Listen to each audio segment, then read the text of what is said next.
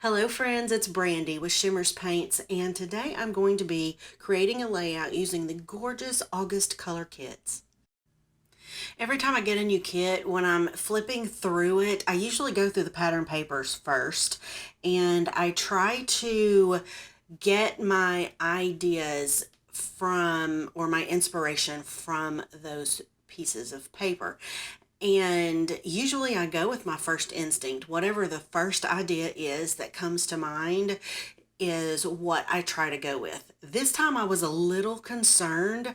I knew I wanted to use these flamingos because they are beautiful, but I wasn't sure if it was going to work. But I went with my gut, I guess, and I just decided to give it a shot.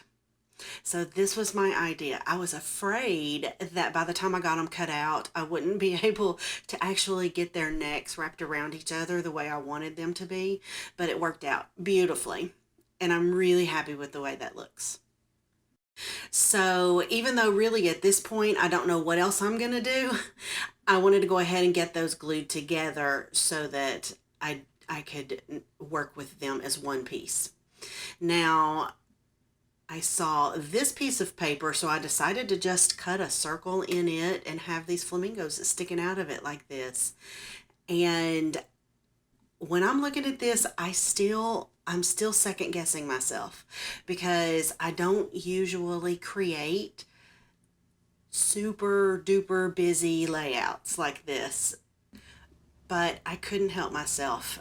Once I decided to cut the circle and have the flamingos coming out of that circle, I had a very clear idea at that moment exactly what I wanted to do, what I wanted the rest of the layout to look like. So I'm just going for it. Sometimes you have to trust your gut instinct, right? Now I'm putting some gesso down on the piece of paper that I drew my circle on, and I'm wanting to do some mixed media on this background. And I want to give myself just a little bit of time to work with the mixed media, so gesso is definitely called for in this situation. The first color that I'm using comes from my stash. It's a Colorings in Sunny Side Up. I needed something just a little more yellow at the very bottom because it's a sunset scene, sort of, I guess, that I'm trying to create behind the flamingos. So I just want a little bit of yellow peeking through at the bottom. Now I started with a dry brush. I didn't spray any water down on my paper, and I didn't dilute the color any at all. By the way, I'm pulling in the colorings in Tangy Tangerine that is in the August Colors kit. And I'm dipping my brush in and just putting a little bit of color on my brush and just kind of dry brushing it across the surface. I'm not putting it on really thick, but because I do have gesso down, it gives me a little more time to work with it. It doesn't soak into the paper and dry instantly.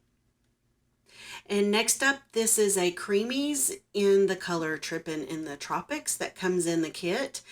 And this is this has to be water activated. I already had a little bit of water in it, but it was drying up just a little bit. So I added some more just to give me a little more. I needed it to be a little more fluid so I could work with it more easily. And now I'm blending that into the color that was already on the paper. Now I'm going to bring in Vibes in Pink Moscato that comes in the color kit. This is a beautiful, rich burgundy color, but it is a Vibes, so it does have more shimmer to it, and the consistency is different than the Creamies for sure. But I don't stop here. This color doesn't get as dark as I need it to be, so I go back to my stash, and what I don't show you is I use Vibes Don't Rain on my Parade just to deepen that up and make the top of the sunset darker. So I used 5 colors to create that sunset look, and I cannot express enough how happy I am with the way that turned out. Now I go into my stash and reach for some older foam thickers that are this perfect coral color, and I really like the size of them too. So I add Tropical Vibings as my title on my page. Now I went into Cricut Design Space and found these rolled flowers. So I cut them out. And honestly, I never know what a rolled flower is going to look like until I get it all rolled up. But I searched tropical flower and this was in there, so I just had to have faith that it was going to look tropical and not like a rose. So it did, and I really like it. I'm throwing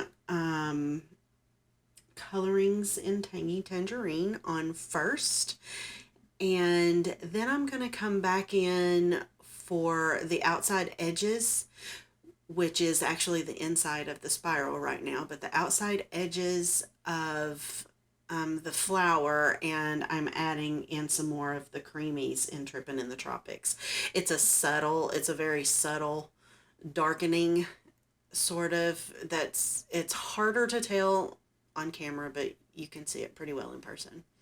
Now here's the result of them all rolled up, and I don't know if you could tell, but I had spilt a little bit of my vibes on my hands, and I just didn't bother washing them. I just used a paper towel, wiped it off. So I'm gluing my flowers down, and now I need some leaves. So I'm going to go ahead and I'm going to die cut some leaves. And I really love this technique.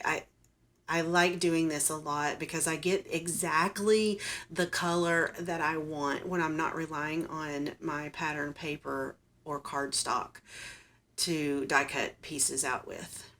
I had this die in my stash and hadn't even used it yet, but this was the perfect layout for it. Now I'm just going to rearrange some of the other elements that come in the kit. These ephemera pieces are gorgeous, and I do struggle just a little bit because I didn't really leave myself a whole lot of room, and I have a tendency to want flowers all around my photo, but I already have one large cluster underneath the flamingos, and ultimately I give up on trying to put them all around my photo, but I play with them for a little bit longer, and then I figure out exactly how I want it, and here that's it. That's the end. This wraps up another layout, guys. I hope you enjoyed this video. Please don't forget to check out Shimmerz shop and add my name to your order if you want a free product, and I know you do. So thanks again, guys. I really appreciate it. I hope you have a lovely crafty day. Bye bye.